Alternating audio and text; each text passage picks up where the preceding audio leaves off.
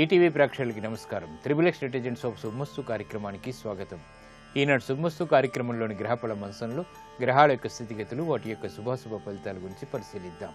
అలాగే రోజు 12 రాసుల వారికి ఏ సంఖ్యలు కలిసి వస్తాయి, రంగుల యొక్క ప్రాధాన్యత, ఏ దేవతల్ని పూజించాలి, ఎటువంటి దేవతాస్తుతులు పఠించాలి, ముఖ్యంగా 12 రాసుల వారు చేపట్టవలసినటువంటి కార్యక్రమాలు ఏమిటో కూడా పరిశీలిద్దాం.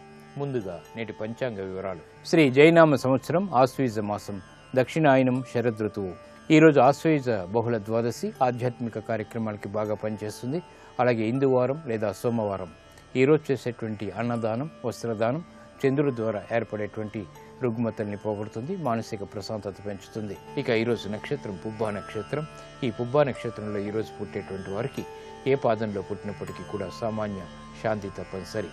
అలాగే ఈరోజు పుబ్బా నక్షత్రంలో పుట్టేటువంటి వారికి శుక్ర మహాదశతోటి ప్రారంభమవుతుంది. ఇక ఈరోజు 12 రాసుల వారికి ఏర్పడేటువంటి శుభాశుభ ఫలితాలను పరిశీలిద్దాం. ముందుగా మేషరాశి.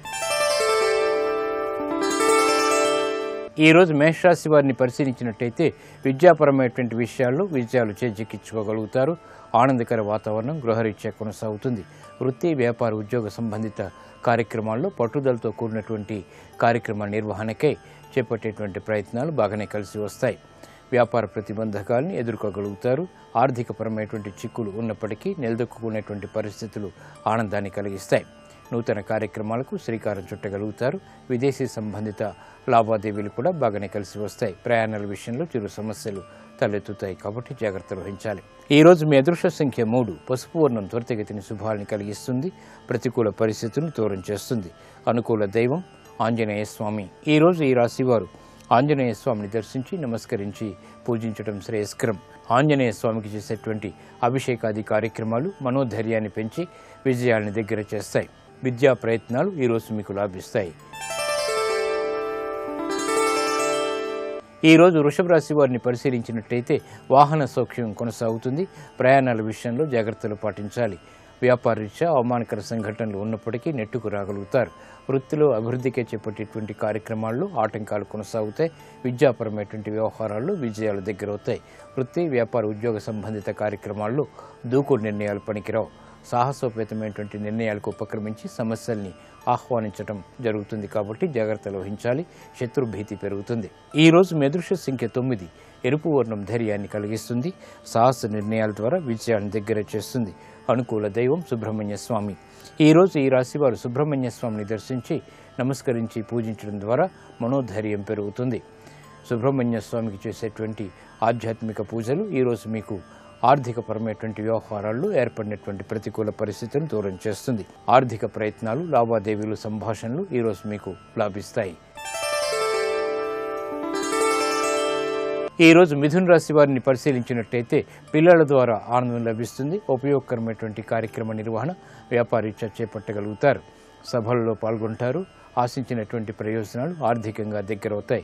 విలువైనటువంటి వస్తువుల కొనుగోలు వంటివి ఆనందాన్ని కలిగిస్తాయి. నూతన వాహన ప్రాప్తి లేకపోలేదు. కార్యక్రమ నిర్వహణలో నైపుణ్యం కొనసాగించగలుగుతారు. శక్తితో కూడినటువంటి కార్యక్రమ నిర్వహణ తద్వారా వేగవంతమైనటువంటి విజయాలు దగ్గరవుతాయి. ఈరోజు మీ అదృష్ట సంఖ్య 3. పసుపు వర్ణం త్వరితగతిని శుభాలని కలిగిస్తుంది. శుభవార్తలు తెచ్చిపెడుతుంది.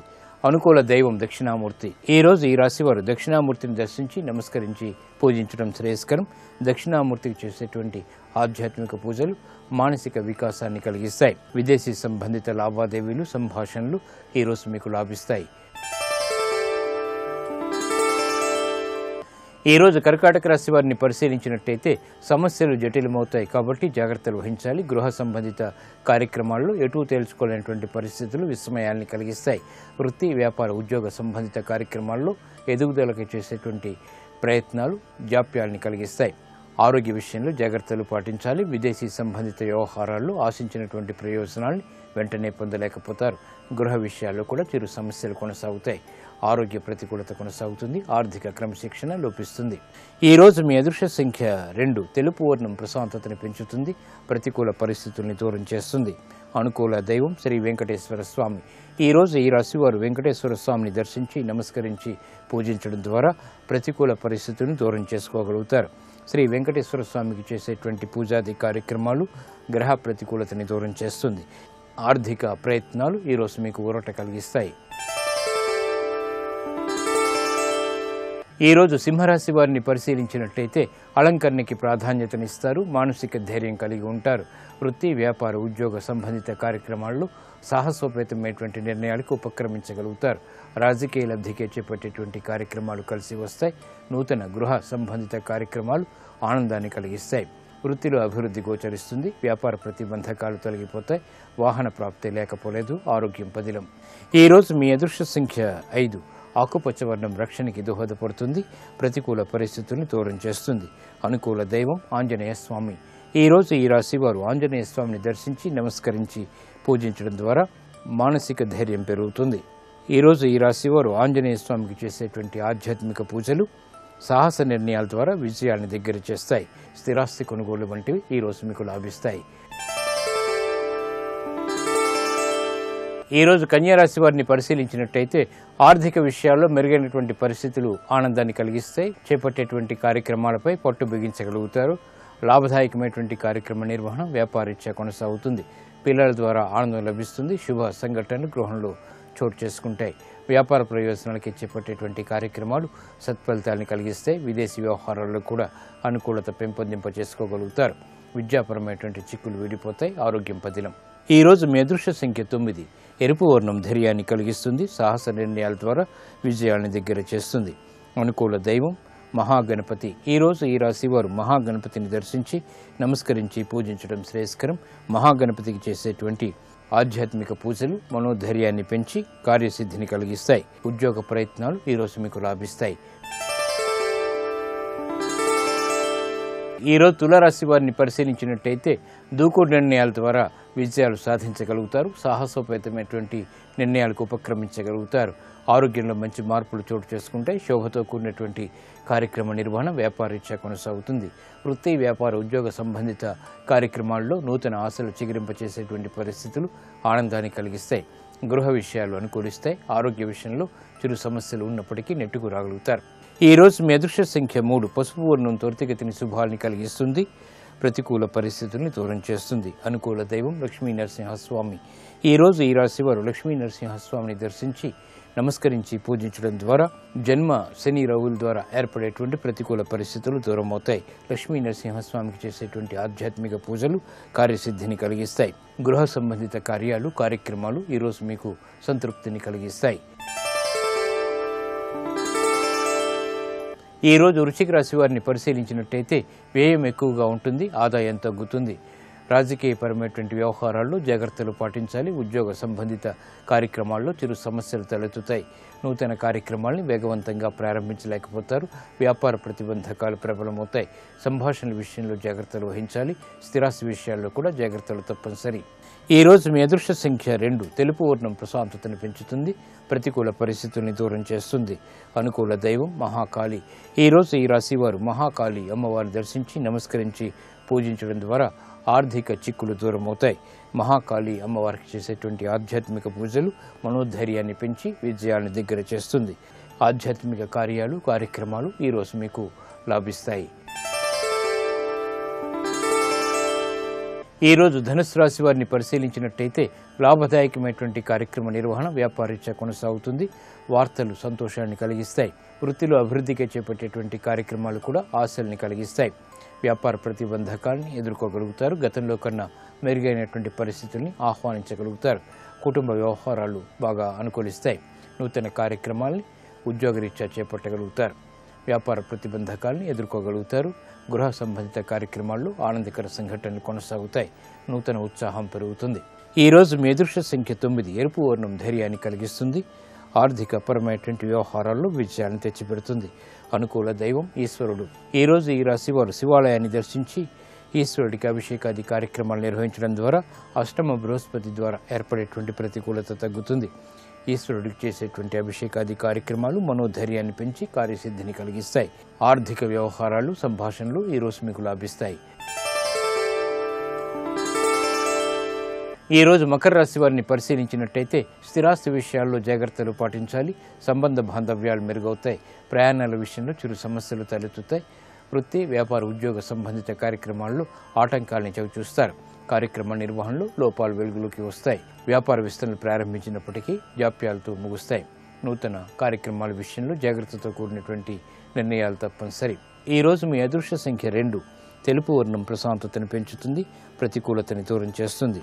అనుకూల దైవం మహాకాళి. ఈరోజు ఈ రాశి వారు మహాకాళి అమ్మవారిని దర్శించి నమస్కరించి పూజించడం శ్రేయస్కరం. మహాకాళి అమ్మవారికి చేసేటువంటి పూజాది కార్యక్రమాలు అష్టమ చంద్రుడి ద్వారా ఏర్పడేటువంటి ప్రతికూలతని దూరం చేస్తుంది. మానసిక వ్యాకులతలు దూరం అవుతాయి. విద్యా ప్రయత్నాలు ఈరోజు మీకు లాభిస్తాయి. ఈరోజు కుంభరాశి వారిని పరిశీలించినట్టయితే వ్యవహార శైలిలో మంచి మార్పులు చోటు చేసుకుంటాయి. స్నేహితుల ద్వారా లబ్ధి పెంపొందింప చేసుకోగలుగుతారు. భాగస్వాములతో మైత్రి కొనసాగుతుంది. సంబంధ బాంధవ్యాలు మెరుగవుతాయి. నూతన కార్యక్రమాన్ని చకచకా పూర్తి చేయగలుగుతారు. ఆకస్మిక ధనప్రాప్తి లేకపోలేదు. నూతన వ్యవహారాలు ఉద్యోగపరంగా కూడా చేపట్టగలుగుతారు. కుటుంబ సఖ్యత పెరుగుతుంది. ఆరోగ్యంలో కూడా మంచి మార్పులు చోటు చేసుకుంటాయి. వ్యవహారాల్లో ఏర్పడినటువంటి ప్రతికూలత తగ్గుతుంది. ఈరోజు మీ అదృష్ట సంఖ్య 9. ఎరుపు వర్ణం ధైర్యాన్ని కలిగిస్తుంది. సాహస నిర్ణయాల ద్వారా విజయాన్ని దగ్గర చేస్తుంది. అనుకూల దైవం సుబ్రహ్మణ్య స్వామి. ఈరోజు ఈ రాశివారు సుబ్రహ్మణ్య స్వామిని దర్శించి నమస్కరించి పూజించడం ద్వారా లాభదాయకమైనటువంటి కార్యక్రమ నిర్వహణ కొనసాగించగలుగుతారు. స్థిరాస్తి విషయాల్లో అనుకూలత పెరుగుతుంది. విదేశీ సంబంధిత లావాదేవీలు, ప్రయాణాలు, సంభాషణలు ఈరోజు మీకు లాభిస్తాయి. ఈరోజు మీనరాశి వారిని పరిశీలించినట్టయితే వ్యవహారాల్లో ఆశించినటువంటి ప్రయోజనాలు దక్కుతాయి. ఆలోచన సంపత్తి పెరుగుతుంది. తెలివైనటువంటి నిర్ణయాల ద్వారా కార్యసిద్ధిని పొందగలుగుతారు. విదేశీ వ్యవహారాల్లో అనుకూలత ఏర్పడుతుంది. ఆకస్మిక విజయాలు విద్యాపరంగా చేకూరుతాయి. ప్రయాణాల విషయంలో జాగ్రత్తలు పాటించాలి. ఆర్థిక పరమైనటువంటి వ్యవహారాల్లో సంబంధ బాంధవ్యాలను మెరుగుపరుచుకునేటువంటి అంశాలు ఆనందాన్ని కలిగిస్తాయి. శుభవార్తలు వింటారు. ఈరోజు మీ అదృష్ట సంఖ్య 5. ఆకుపచ్చ వర్ణం రక్షణకి దోహదపడుతుంది. ప్రతికూల పరిస్థితుల్ని దూరం చేస్తుంది. అనుకూల దైవం శ్రీ మహావిష్ణువు. ఈరోజు ఈ రాశి వారు మహావిష్ణువుని దర్శించి నమస్కరించి పూజించడం శ్రేయస్కరం. మహావిష్ణువు యొక్క పూజాది కార్యక్రమాలు ఈరోజు మీకు గ్రహ అతి ప్రతికూలతని దూరం చేస్తుంది. అష్టమ రవిశనుల ద్వారా ఏర్పడేటువంటి ప్రతికూలత తగ్గుతుంది. వాహన కొనుగోళ్లు వంటివి ఈరోజు మీకు లాభిస్తాయి. ఇప్పుడు ఆరోగ్యం ఆయుర్వేద వంశంలో అనారోగ్య సమస్యలకు ఆయుర్వేద పరిష్కార మార్గాలు తెలుసుకుంటారు.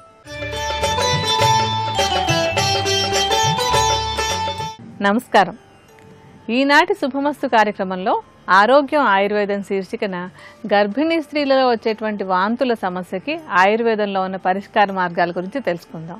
సామాన్యంగా ఏంటంటే గర్భిణీ స్త్రీలలో మొట్టమొదటి 3 నెలల్లో కూడా ఈ వాంతులు అవడం అనేటువంటి సమస్య చాలా ఎక్కువగా కనిపిస్తూ ఉంటుంది.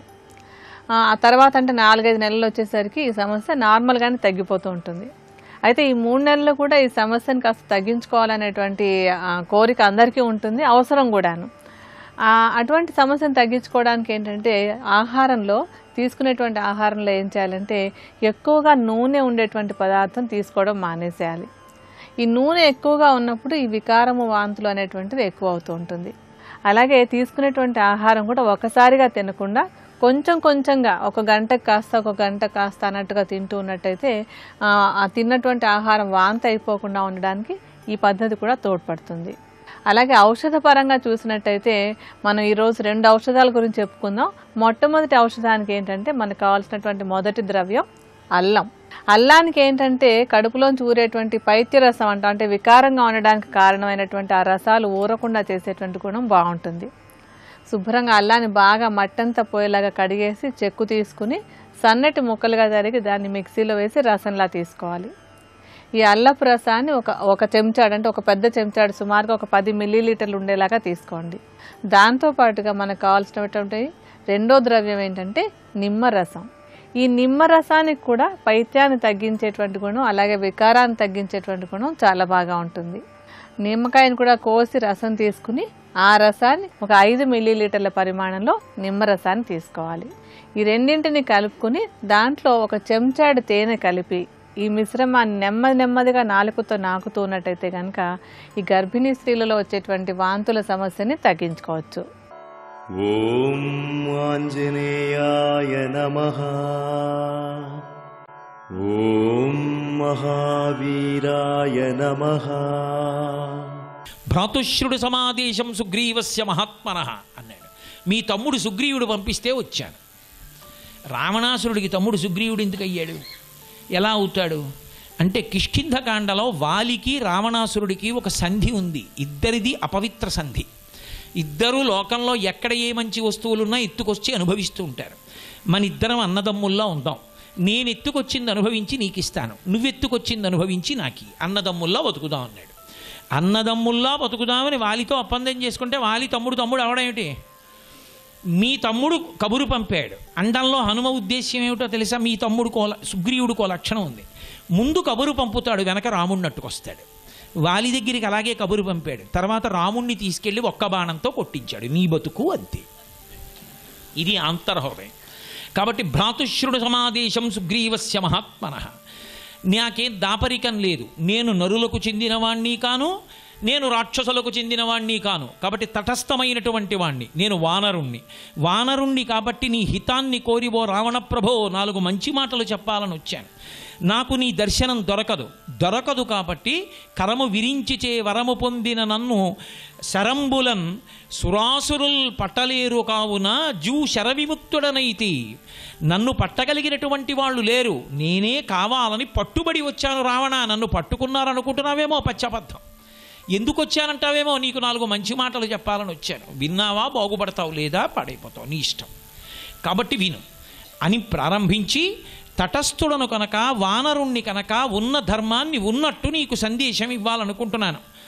నీకు తెలుసు, రాజా దశరథో నామ రజకుంజరవాజవాన్ పుణ్యశీలో మహాకీర్తి రుజుర్రాశి మహాయశః.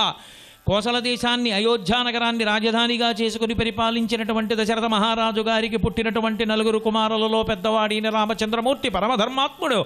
తండ్రి అయినటువంటి దశరథ మహారాజు గారు 2 వరములు కైకమ్మకిస్తే, ఆ 2 వరములు ఇచ్చినటువంటి దశరథ మహారాజు గారు సత్యమనందు నిలబడాలనేటటువంటి తన యొక్క పుత్రధర్మాన్ని పాటించడం కోసమని తన భార్య అయిన సీతమ్మతో తమ్ముడు లక్ష్మణుడితో కలిసి అరణ్యవాసం చెయ్యడానికి వచ్చేశాడు. ఆ వచ్చినప్పుడు విదేహ వంశంలో జన్మించినటువంటి ఆయన భార్య అయిన సీతమ్మ తల్లి అరణ్యంలో అపహరింపబడింది. తస్య భార్య వనే నష్టా సీతా పతిమనువ్రత వైదేహస్య సుత రాజ్ఞో జనకశ్చ మహాత్మనః. ఏమనుకుంటున్నావో, ఆ ఎత్తుకుపోబడినటువంటిది సామాన్యమైన ఆడది కాదు. విదేహ వంశంలో జన్మించింది. జనక మహారాజు గారి యొక్క కూతురు అయోనిజ, రామచంద్రమూర్తి యొక్క ఇల్లాలు. ఎవరెత్తుకుపోయారో నాకేం తెలుసు అంటావేమో. లక్షితేయం మయా సీతా తథా శోకపరాయణ గృహ్యయాం అభిజానాసి పంచాశ్చమివ పన్నగీం. రావణ, సీతమ్మని అపహరించి తెచ్చింది నువ్వే. తీసుకొచ్చావు, అశోకవనంలో బంధించావు, నేను చూశాను. ఆ అమ్మతో మాట్లాడాను, అమ్మని ఊరడించాను. ఆ అమ్మ సామాన్యమైందని నువ్వు అనుకుంటున్నావు రావణ. ఆమె పంచాస్యమివ పన్నగీం, 5 తలల పాము. నిష్కారణంగా చచ్చిపోతావు. నా మాట విను. తీసుకెళ్ళి సీతమ్మని రామచంద్రమూర్తికి అప్పజెప్పి కృతకృత్యుడవైపో. ఇంత తప్పు చేశావని రాముడు నిన్నేమండవు. తప్పు ఒప్పుకుని కాళ్ళ మీద పడిపోతే క్షమాభిక్ష పెట్టడం రామచంద్రమూర్తి యొక్క సౌశీల్యమైన స్వభావం. అది రావణుడికి కాదు, మనకి కూడా అభయం. ఇన్నాళ్ళయ్యో నా జీవనం మంచిది కాదని బెంగపెట్టుకోక్కర్లేదు. సుందరకాండ చదివినవాడు వెంటనే రాముణ్ణి తలుచుకుని నేల మీద పడి క్షమార్పణ అడిగితే రక్షిస్తాడు. పట్టి విడువరాదు నా చేయి అంటాడు త్యాగరాజు. ఒకసారి పట్టుకుంటే ఇక విడిచిపెట్టాడు. అందుకే యుద్ధకాండలో ప్రతిజ్ఞ, సకృదేవ ప్రపన్నాయ తవాస్మీతి చయాచితే అభయం సర్వభూతేభ్యో దదామ్యే తద్వ్రతం మమ. ఏదో మనుష్యులకు కాదు, ఎవరైనా సరే, రాక్షసులైనా సరే, తన భార్యను ఎత్తుకుపోయిన రావణాసురుడి తమ్ముడైనా సరే రామాశరణం అంటే ఇచ్చేస్తాడు. అడిగారు, ఒకవేళ రావణాసురుడు కూడా మారిపోయి వచ్చి నీ కాళ్ళ మీద పడిపోతే శరణాగతి చేస్తే ఒప్పుకుంటావా అన్నారు. ఒప్పుకుంటానన్నాడు. మరి విభీషణుడికి రాజ్యం ఇస్తానన్నావు, నా రాజ్యం ఇచ్చేస్తాను, కోసల రాజ్యం అన్నాడు. అంతటి ధర్మాత్ముడు రామచంద్రమూర్తి. ఆడి తప్పడు. రామో దిర్నాభిభాషతే, నాకు 2 మాటలు రావమ్మా అని చెప్పాడు కైకమ్మతో. అటువంటి రాముడు. కాబట్టి మానుషో రాఘవో రాజన్ సుగ్రీవస్య హరీశ్వర. నువ్వు వరాలు కోరుకున్నప్పుడు బ్రహ్మగారిని నరవానరముల చేత సంహరింపబడనని కోరుకోలేదు రావణ. సుగ్రీవుడు వానరుడు, రాముడు నరుడు. ఇద్దరిలో ఎవరి చేతిలోనైనా చచ్చిపోతావు. సుగ్రీవో నహిదేవోయం నాసురో నచరక్షస నదానవో నగంధర్వో నయక్షో నజపన్నగ. సుగ్రీవుడు ఏదో ఇంతకుముందు ఒకలా పుట్టి ఇలా మారినవాడు కాడు, శిఖండిలా. ఆయన దానవుడు కాడు, యక్షుడు కాడు, గంధర్వుడు కాడు, కిన్నెరుడు కాడు, కింపురుషుడు కాడు, జన్మతః వానరుడు. కాబట్టి సుగ్రీవుడి చేతిలో చచ్చిపోతావు. తన ప్రభువు గురించి అంత గౌరవంగా మాట్లాడతారు. రాముడి చేతిలో చచ్చిపోతావు. కాబట్టి నా మాట విను. ఇంత తపస్సు చేశాను అనుకుంటున్నావా? తదేవ ఫలమన్వేతి ధర్మస్య ధర్మనాశన ప్రాప్తం ధర్మఫలం తావద్భవతానాత్ర సంశయ. సమస్త జాతికి తీర్పిస్తున్నారు హనుమ ఇవాళ. నేనేదో పుణ్యం చేశాను, మంచి కార్యాలు చేశాను అనుకుంటున్నావేమో, నువ్వు చేసిన పుణ్యానికి ఫలితం వచ్చేసింది. కాంచన లంకకి ఆధిపత్యం వహించావు, రావణాసురుడివై పరిపాలన చేశావు, ఇంతమంది కాంతలతో భోగించావు, ఇంత ఐశ్వర్యాన్ని అనుభవించావు. ఇప్పుడు చేసిన పాపం కూడా అనుభవంలోకి వస్తుంది. పాపాన్ని పుణ్యాన్ని ఏకకాలంలో అనుభవిస్తానంటావేమో, నువ్వు చేసిన పాపం మూలఘాతి. మహాపతివ్రతని అపహరించి తీసుకొచ్చి కూర్చోపెట్టడం వల్ల ఆవిడ కంటి వెంట బాష్పధార పడుతూనే ఉంది. దాని చేత లంక కాలిపోతుంది, నీ శరీరం ఉండడానికి వీల్లేదు, మరణిస్తావు.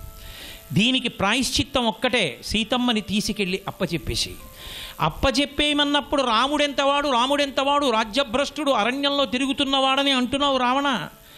రాముడు చేతకానివాడు అనుకుంటున్నావేమో, రాముడు చంపేస్తానని ప్రతిజ్ఞ చేశాడు నీ గురించి. రాముడు ఆ మాట అన్న తర్వాత రక్షించగలిగిన వాడికి లోకంలో లేడు. బ్రహ్మా స్వయంభూశ్చతురాననోవా రుద్రో స్త్రినేస్త్రో త్రిపురాంతకోవా ఇంద్రో సురేంద్రో సురనాయకోవా త్రాతుం నశక్త ఇది రామవధ్యం.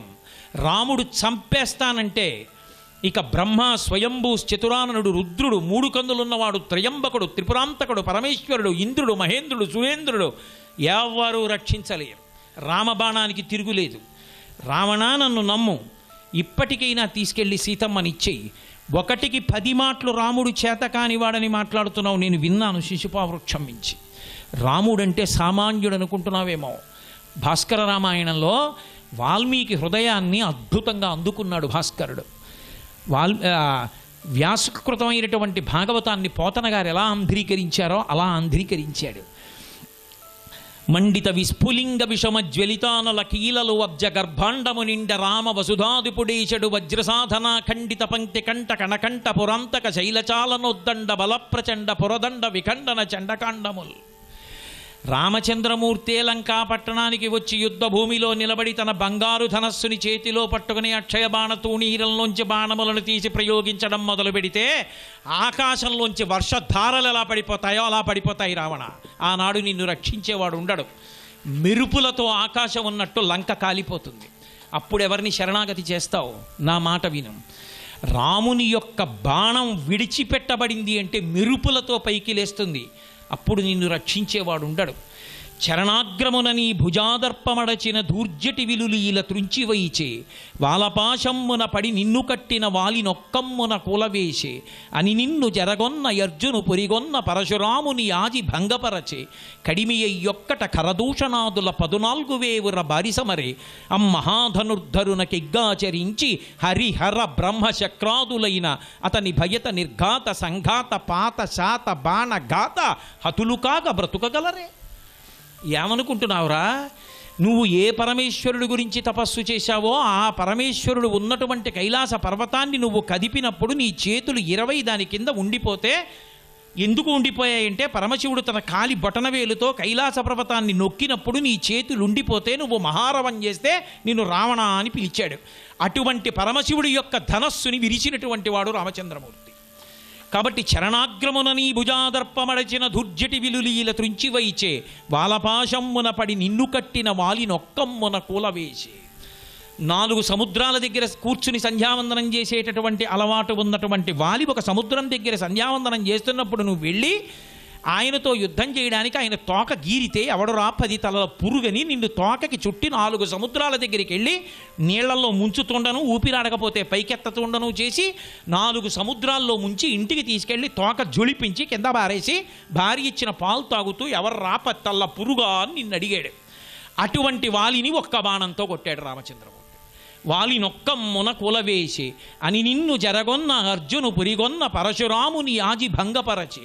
ఉత్తరాఖండలో చెప్తారు మహర్షి, నర్మదా నదీ తీరంలో ఒకానొకప్పుడు పార్థివలింగాన్ని చేసి ఒడ్డున పెట్టి రావణాసురుడు పూజ చేస్తుంటే కింద కార్తవీర్యార్జునుడు తన భార్యతో కలిసి జలక్రీడలాడుతుంటే వాళ్ళందరూ ఈ ప్రవాహాన్ని ఆపగలవా అంటే కార్తవీర్యార్జునుడు 1000 చేతులు అడ్డు పెడితే ప్రవాహం వెనక్కి పెరిగి ఒడ్డున ఉన్న పార్థివలింగం కొట్టుకుపోయేటట్టు చేసింది. ఎవడురా నేను పూజ చేస్తున్న శివలింగాన్ని పాడు చేసిన వాడిని కిందకెళ్ళి కార్తవీర్యార్జునుడితో యుద్ధం చేశాడు రావణాసురుడు. పట్టి బంధీకృతుణ్ణి చేసి ఒక పశువుని పట్టుకెళ్ళినట్టుగా పట్టుకెళ్ళి కారాగారంలో బారేశాడు రావణాసురుణ్ణి. అప్పుడు పులశ్చ బ్రహ్మ, విశ్రవసో బ్రహ్మ, చతుర్ముఖ బ్రహ్మగారు కలిసి వచ్చి ప్రార్థన చేస్తే విడిచిపెట్టాడు కార్తవీర్యార్జునుడు. నిన్ను తీసుకెళ్లి బంధించినటువంటి కార్తవీర్యార్జునుని యొక్క 1000 చేతులు తన యొక్క గండ్రగొడ్డలితో నరికేసినవాడు పరశురాముడు. ఆ పరశురాముడి చేతిలో ఉన్న విష్ణు చాపాన్ని అవలీలగా అందుకున్నవాడు రామచంద్ర ప్రభు. సర్వం శ్రీ ఉమామహేశ్వర పరబ్రహ్మార్పణమస్తు. స్వస్తి. విభీషణుడు వెళ్ళిపోతే లంక కాలిపోయినట్టే. ఆ ఒక్క ధర్మాత్ముడు ఉండబట్టి నిలబడింది. ఆయన వెళ్ళిపోవడానికి హనుమద్రాయబారం బీజం వేసింది. ఈ గర్భిణీ స్త్రీలలో ఉండేటువంటి వికారం తగ్గడానికి చుట్టుపక్కల ఎక్కడా కూడా కొంచెం ఘాటైనటువంటి వాసనలు, అంటే భరించలేనటువంటి వాసనలు అవి లేకుండా చూసుకోవడం కూడా చాలా మంచి ఫలితాలను ఇవ్వడానికి అవకాశం ఉంటుంది. అలాగే ఈ సమస్య తగ్గించుకోవడానికి మరొక చిన్న ఔషధం గురించి కూడా మనం చెప్పుకుందాం. ఈ ఔషధం తయారు చేసుకోవడానికి మనకు కావాల్సినటువంటిది వరి పేలాలు. ఈ వరి పేలాలు అంటే బియ్యం నుంచి, అంటే ధాన్యం నుంచి చేసేటువంటి పేలాలు కదా. ఈ పేలాలకి వాంతుని వికారాన్ని తగ్గించేటువంటి గుణం బాగుంటుంది. ఈ పేలాలు చాలా తేలికగా జీర్ణం అవుతాయి కనుక ఇతర ఇబ్బందులు ఏవీ లేకుండా సమస్యను తగ్గించుకుందుకు అవకాశం ఉంటుంది. ఈ పేలాల్ని మెత్తటి చూర్ణంలాగా చేసేసి విడిగా ఒక డబ్బాలో ఉంచుకోండి. అలాగే ఈ ఔషధం తయారు చేసుకోవడానికి కావాల్సినటువంటి మరికొన్ని ద్రవ్యాలు మనం ఇప్పుడు చూద్దాం. మనకు కావాల్సినటువంటి ఏమేంటంటే జాజికాయ, ఏలక్కాయ, తర్వాత దాల్చిన చెక్క. ఈ 3 కూడా వికారాన్ని, వాంతిని తగ్గించడానికి బాగా ఉపయోగపడతాయి. కానీ వీటన్నిటిని కూడా చాలా తక్కువ పరిమాణంలో తీసుకోవాలి. ఏలక్కాయలను విడిగా చూర్ణం చేసేయాలి, జాజికాయను విడిగా చూర్ణం చేయాలి, తర్వాత దాల్చిన చెక్కను కూడా విడిగా చూర్ణం చేయాలి.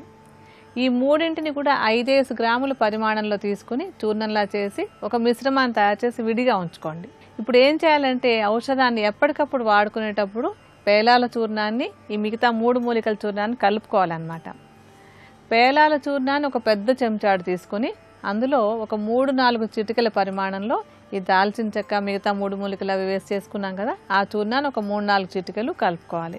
కలుపుకున్నాక అందులో పటిక బెల్లాన్ని కూడా కలుపుకోవాలి.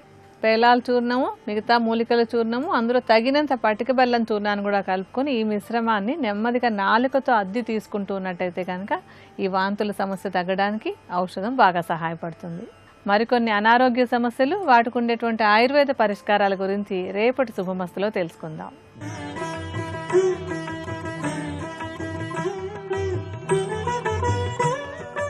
త్రిబుల్ ఎక్స్ డిటర్జెంట్ సోప్ శుభమస్తు కార్యక్రమంలో శుభయోగం శీర్షికకి స్వాగతం.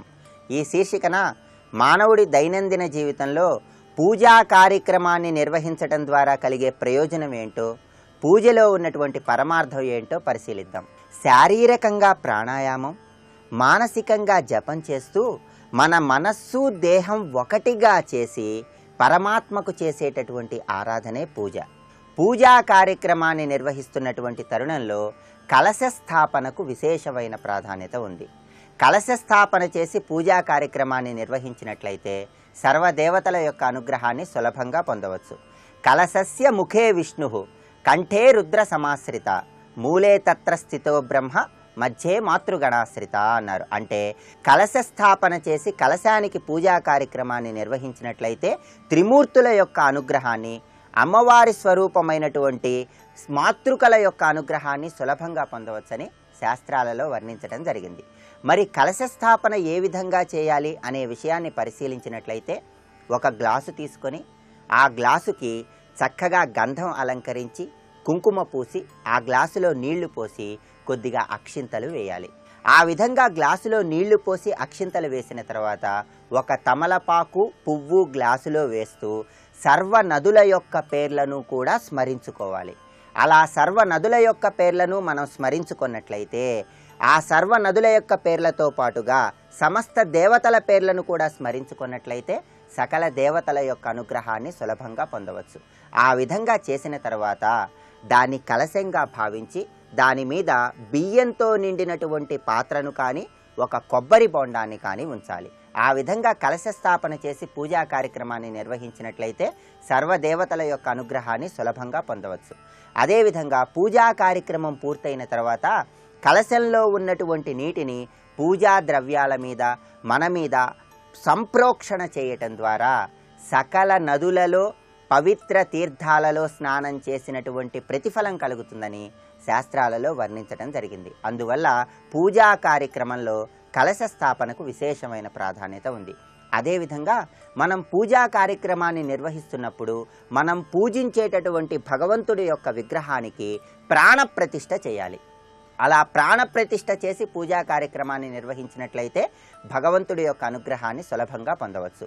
ఒక తమలపాకుని కానీ ఒక పువ్వుని కానీ తీసుకొని భగవంతుడి యొక్క విగ్రహం మీద కానీ చిత్రపటం మీద కానీ ఉంచినట్లయితే ఆ విగ్రహానికి ప్రాణప్రతిష్ఠ చేసినట్లు అవుతుంది. అప్పుడు భగవంతుడి విగ్రహంలో కానీ చిత్రపటంలో కానీ అచేతనమైనటువంటి ఒక చైతన్య శక్తి వస్తుంది. దాని ద్వారా మనం భగవంతుడి యొక్క అనుగ్రహాన్ని సులభంగా పొందవచ్చు. ఆ విధంగా భగవంతుణ్ణి మనం పూజా కార్యక్రమం నిర్వహిస్తున్నటువంటి తరుణంలో రకరకాల పుష్పాలతో పూజించాలి. అయితే పుష్పాలతో భగవంతుణ్ణి పూజించే ముందు మనలో ఉన్నటువంటి దుర్గుణాలను తొలగింపజేసుకొని సగుణాలను పెంపొందింపజేసుకోవాలి. అందుకే భగవంతుడైనటువంటి విష్ణువుకి ఎటువంటి పుష్పాలు ప్రీతిపాత్రమో శాస్త్రాలలో వర్ణించారు.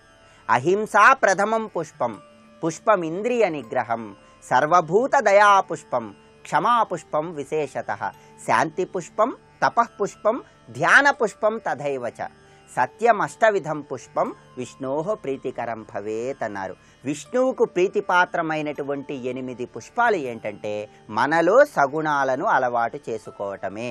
అహింస, ఇంద్రియ నిగ్రహం, సర్వభూత దయ, క్షమ, ధ్యానం ఇవన్నీ కూడా విష్ణువుకు ప్రీతిపాత్రమైనటువంటి పుష్పాలు. కనుక మనం పూజా కార్యక్రమాన్ని నిర్వహించాలని భావించినటువంటి తరుణంలో ముందుగా మనలో ఉన్నటువంటి దుర్గుణాలను తొలగింపజేసుకొని సగుణాలను ఏర్పాటు చేసుకొని ఆ గుణాలనే పుష్పాలుగా భావిస్తూ మనం భగవంతుడికి అర్చన చేసినట్లయితే భగవంతుడి యొక్క అనుగ్రహాన్ని సులభంగా పొందవచ్చు. దైనందిన జీవితంలో పూజా కార్యక్రమాన్ని నిర్వహిస్తున్నటువంటి తరుణంలో భగవంతుడికి చేసేటటువంటి షోడశ ఉపచార పూజకు విశేషమైన ప్రాధాన్యత ఉంది. షోడశ ఉపచార పూజ అంటే ముందుగా భగవంతుడి గురించి మనం ధ్యానం చేయాలి. ఆ తర్వాత భగవంతుణ్ణి మనం ఒక కలశం ఏర్పాటు చేసి ఆ కలశంలోకి ఆవాహన చేయాలి. కలశంలోకి వచ్చినటువంటి భగవంతుణ్ణి కూర్చోమని ఒక ఆసనాన్ని ఏర్పాటు చేయాలి. ఆ తర్వాత వచ్చినటువంటి భగవంతుడికి శుభ్రం చేసుకోవటానికి అర్ఘ్యాన్ని సమర్పించాలి, పాద్యాన్ని సమర్పించాలి. ఆ తర్వాత భగవంతుడికి నీటిని స్వీకరించటానికి ఆచమనాన్ని సమర్పించాలి. ఈ విధంగా రకరకాల షోడశ ఉపచారాలను చేయటం ద్వారా భగవంతుడిని మనం ఎదురుగా ఉన్నటువంటి విగ్రహంలోకి ఆహ్వానించి ఆయనను పూజించి ఆయన అనుగ్రహం ద్వారా జీవితంలో సర్వకార్యాలలో చక్కటి పురోభివృద్ధిని సాధించవచ్చు. ఇంకా పూజా కార్యక్రమంలో దాగి ఉన్నటువంటి పరమార్థం ఏంటో, పూజ చేయటం ద్వారా మానవులకు ఎటువంటి ప్రయోజనాలు కలుగుతాయో వచ్చే సోమవారం శుభమస్తు కార్యక్రమంలో శుభయోగం శీర్షికన తెలుసుకుందాం. రేపటి శుభమస్తు కార్యక్రమంలో శుభయోగం శీర్షికన శకునాలు వాటి ప్రభావాలు అనే అంశం గురించి పరిశీలిద్దాం.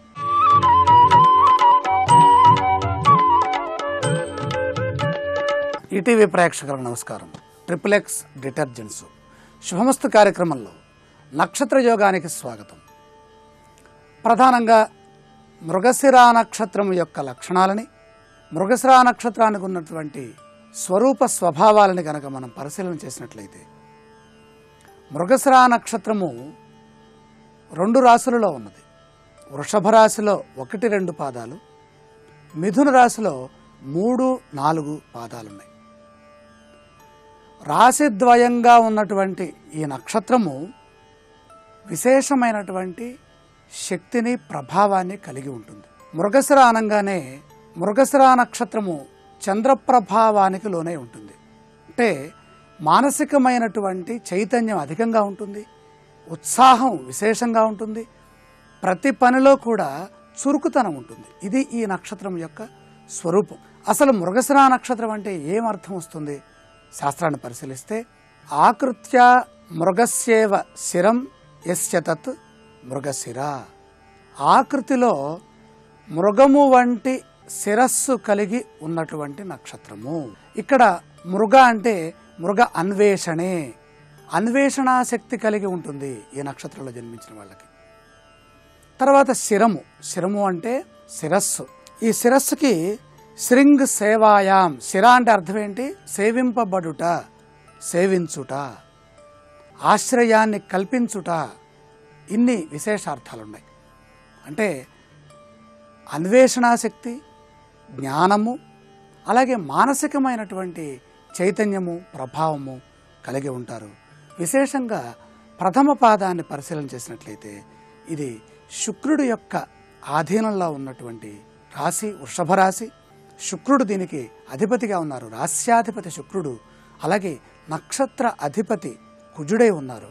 ఇక మొదటి పాదానికి నృపాంశ అని పేరు, అంటే సూర్యుడి యొక్క ఆధీనంలో ఉన్నటువంటి అంశ. ఈ మొదటి పాదంలో జన్మించిన వాళ్ళ యొక్క స్వరూప స్వభావాలు ఎలా ఉంటాయంటే ధనయోగం విశేషంగా ఉంటుంది. మొదటి పాదంలో ఎవరైతే జన్మిస్తారో వాళ్ళకి మృగశిర నక్షత్ర ప్రభావంలో ధనయోగాన్ని పొంది ఉంటారు.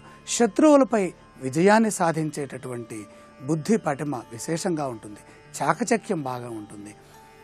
అంతేకాకుండా మనోబలం విశేషంగా ఉంటుంది. ఎటువంటి కార్యాన్నైనా సరే ఇట్టే సాధించగలిగినటువంటి ప్రజ్ఞ ఉంటుంది. సమయస్ఫూర్తిని ప్రదర్శించే విశేషమైనటువంటి జ్ఞానం కూడా ఉంటుంది. దాంతోపాటుగా గొప్ప కార్యములు చేసేటటువంటి యుక్తి, శక్తి ఈ రెండు కలిగి ఉంటారు. ఇంకా వ్యవహార నేర్పు, స్వయం ప్రపత్తి, దైవభక్తి, ధర్మగుణము ఇవి వీరిలో ఉన్నటువంటి విశేషాంశం. నిబద్ధత, ధార్మిక శక్తి, ధార్మిక చింతన, న్యాయము, సత్యము. మృగశిర నక్షత్రంలో మొదటి పాదంలో జన్మించిన వారిని పరిశీలన చేస్తే నియమ నిబద్ధత విశేషంగా ఉంటుంది. ఏ పని అయితే చేస్తామని వాళ్ళు అనుకుంటారో ఆ పనిని ఆ సమయానికి వెంటనే చేసేస్తారు. ఏదైనా మాట ఇస్తే మాటను తప్పరు, వారిని నమ్మచ్చు. ఎన్ని రకాలుగా ప్రలోభ పెట్టినా వారు దానికి లొంగకుండా సత్యము వైపు, జ్ఞానము వైపు వారి యొక్క మనస్సు అనువర్తిస్తూ ఉంటుంది ఇప్పుడు కూడా. ఇంకా విశేషమైన ఊహాశక్తి, ఏదో ఉన్నది ఏదో తెలుసుకోవాలి అనేటటువంటి సృజనాత్మకత కలిగి ఆలోచన ధోరణి విశేషంగా పనిచేస్తూ ఉంటుంది. తద్వారా దైవ ప్రేరణ కలిగినటువంటి మనోనిబ్బరత కలిగి ఉంటారు. ఎవరో రక్షిస్తారు, పెద్దలు చెప్పినటువంటి మాటని మనం వినాలి అనేటటువంటి ఈ నమ్మకం, విశ్వాసము విశేషంగా సూర్యుడి యొక్క అంశలో నృప అంశ అంటే సూర్యుడి యొక్క అంశ, నృప అంటే రాజు, సింహ రాశికి సంబంధించినటువంటి అంశ కాబట్టి ఆత్మవిశ్వాసం అధికంగా ఉంటుంది. దాంతోపాటుగా కవిత్వ ధోరణి కూడా ఉంటుంది. కారణం ఎందుకని? శుక్రుడి యొక్క ఆధీనంలో ఉన్నటువంటి నక్షత్రం కాబట్టి. రచనా సామర్థ్యము, ఏకాంతము అంటే విశేషమైన ఇష్టత కలిగి ఉంటారు. అలాగే ఉదారమైన బుద్ధి, అందరి యందు కూడా ఆదర్శ భావాన్ని కలిగి ఉంటారు. ధనము యందు, కీర్తి యందు కాంక్ష అధికంగా ఉంటుంది. దాన్ని వశం చేసుకునేంత వరకు పోరాటం చేస్తూనే ఉంటారు. మరిన్ని విషయాలు, ఏ దైవాన్ని ఆరాధించాలి, ఎటువంటి జాగ్రత్తలు తీసుకోవాలి మొదలైనటువంటి అంశాలు రేపటి శుభమస్తు కార్యక్రమంలో పరిశీలించేద్దాం. ఇప్పుడు ఆరోగ్యము యోగా అనే శీర్షికన అనారోగ్య సమస్యల నివారణకై ఉపకరించే కొన్ని యోగాసనాలని పరిశీలన చేద్దాం. అరికాళ్లలో పోట్లు, అరికాళ్ల మంటల నివారణకు పాదహస్తాసనం ఉపకరిస్తుంది. లింపు గ్రంథుల లోపం వల్ల అరికాళ్లలో మంటలు, నొప్పులు రావచ్చు. ఎక్కువసేపు నిల్చొని వృత్తి, ఉద్యోగ, వ్యాపారాలు నిర్వహించే వారికి కూడా అరికాళ్లలో పోట్లు వచ్చే అవకాశం ఉంది. ఈ సమస్య నివారణకు పాదహస్తాసనం ఉపయోగపడుతుంది. నేలపై నిల్చొని మెల్లగా ముందుకు వంగాలి. ఈ స్థితిలో కుడి అరచేతిని కుడి పాదం కింద, ఎడమ చేతిని ఎడమ పాదం కింద పెట్టాలి. చేతి వేళ్లు కాళ్ల కింద పూర్తిగా ఉండాలి.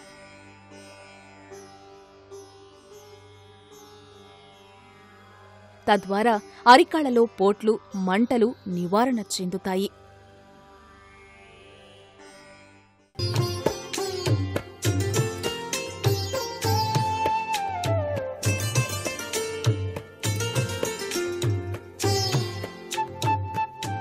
ట్రిపుల్-ఎక్స్ డిటర్జెంట్ సోప్ శుభమస్తు కార్యక్రమంలో గృహబలం అంశానికి స్వాగతం. చిత్రమైన ఈ జగత్తులో విచిత్రవంతమైన బుద్ధిజీవి అయిన మానవుడు అనుక్షణం కూడా ఆరాట పోరాటంలో తాను సాధించాలి అనేటువంటి తపన, జిజ్ఞాసతోనే జీవితాన్ని గడుపుతూ ఉన్నాడు.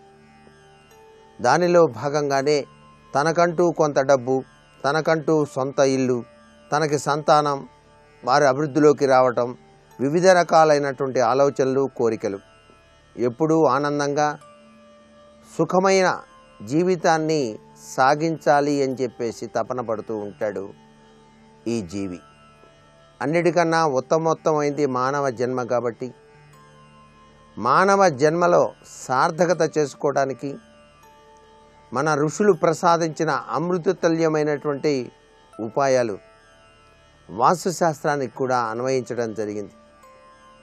జ్యోతిష్యం, వాస్తు ఈ రెండిటికి అవినాభావ సంబంధం ఉన్నది కాబట్టే పిల్లవాడు పుట్టినప్పటి నుంచి పెరిగి పెద్దవాడేంత వరకు కూడాను అనేక రకాలైనటువంటి కార్యక్రమాలన్నీ కూడా తమ గృహంలోనే నిర్వహించేటువంటి సాంప్రదాయ లక్షణాలు ఉన్నాయి.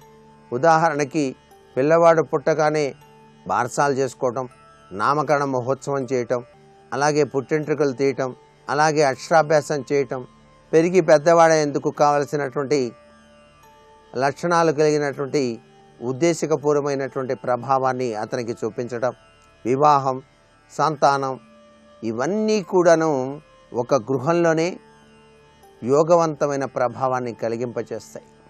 అందుచేతనే ఇల్లు, ఇల్లాలు, గృహం, సంతానం ఇవన్నీ మానవ జీవితంలో ఒక ప్రత్యేకత లక్షణాలని సంతరించుకున్నాయి.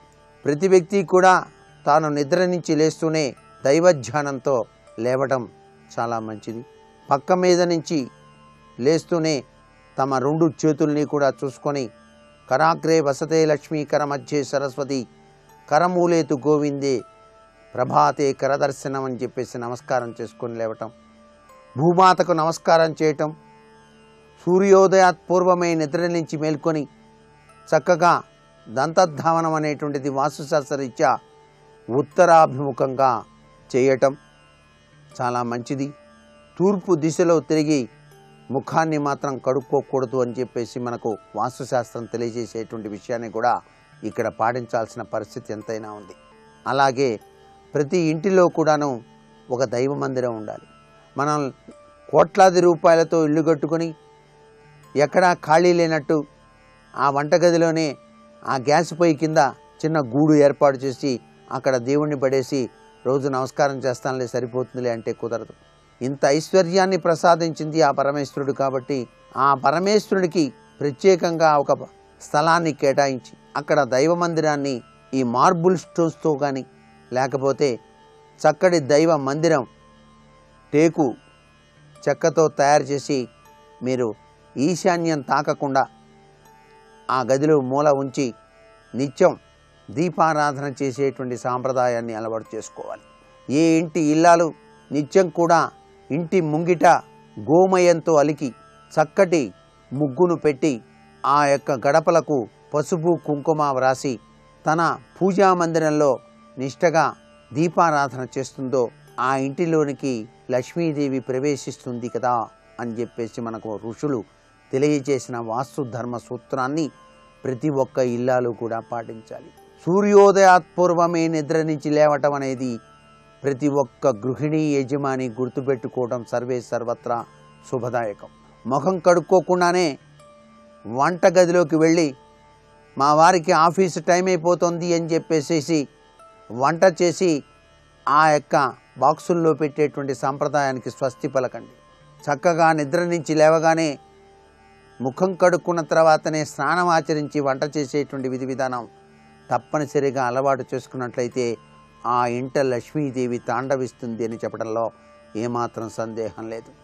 అలాగే పండుగలు పబ్బాలు వచ్చినప్పుడు తప్పనిసరిగా అభ్యంగన స్నానం, నువ్వుల నూనెను తలకు అంటుకొని చక్కగా స్నానం చేసేటువంటి సాంప్రదాయ లక్షణాన్ని అలవాటు చేస్తే ఆయా ఋతుక్రమణ రీత్యా సంభవించేటువంటి విపత్కరమైనటువంటి దోషాల నుంచి బయలుపడటానికి ఆస్కారం మానవుడికి ఎంతగానో ఉంటుందండి మన ప్రాచీన సంప్రదాయం.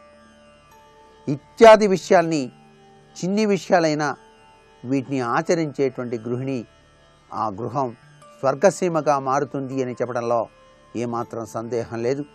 మరికొన్ని ముఖ్య విషయాలు రేపటి శుభమస్తు కార్యక్రమంలో తెలుసుకుందాం. ఇప్పుడు ఆరోగ్యం యోగా అనే శీర్షికన అనారోగ్య నివారణకు ఉపకరించే యోగాసనాలు ఏమిటో చూద్దాం. ఎక్కువసేపు నిల్చొని వృత్తి, ఉద్యోగ, వ్యాపారాలు నిర్వహించే వారికి కూడా అరికాళ్లలో పోట్లు వచ్చే అవకాశం ఉంది. ఈ సమస్య నివారణకు ఆక్యుప్రెజర్ బాగా ఉపయోగపడుతుంది. నేలపై వెల్లకిలా పడుకొని అరికాళ్లు, అరిచేతుల్ని నేలకు గట్టిగా లయబద్ధంగా తాడనం చెయ్యాలి. ఇలా అరికాళ్లను, అరిచేతుల్ని నేలకు లయాత్మకంగా కొట్టడం వల్ల అరికాళ్లు, అరిచేతుల్లోని సూక్ష్మ రక్తనాళికలలో అవరోధాలు తొలగుతాయి. రక్త ప్రసరణ ఆయా భాగాల్లో సాఫీగా కొనసాగి మంటలు, నొప్పులు తగ్గుముఖం పడతాయి.